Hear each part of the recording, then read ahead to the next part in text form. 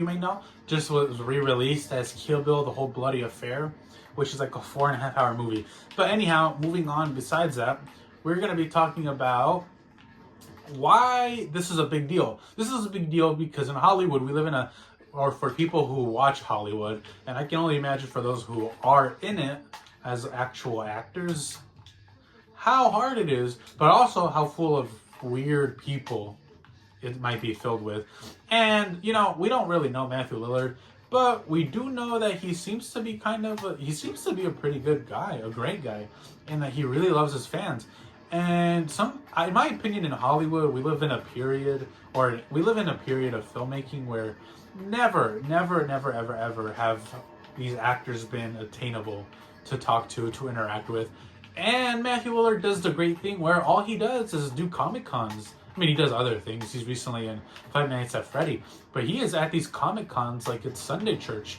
And that's amazing because it gives people like us to meet people who we love to see on the screen and that we love rewatching their stuff. And that is very important because how many times do you see, you don't see Leonardo DiCaprio do these Comic Cons. He might do press junkets for his movies when they be, oh, shoot, when they're released.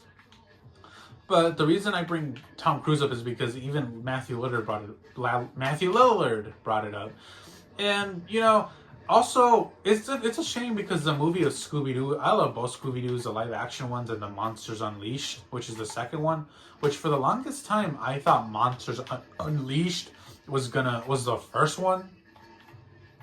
But it really doesn't matter because they play out like episodes. You don't have to know too much of what happened in the first one because it does a good job, in my opinion, where both of those movies are able to take something that's 22 minutes long and they're able to stretch it out to an hour and a half for a feature film.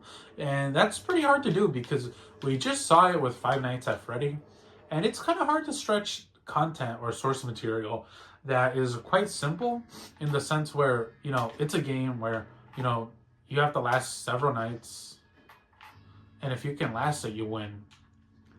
And, when they brought Mathew Lillard in, I thought he was the strong point, as well as Josh Hutcherson.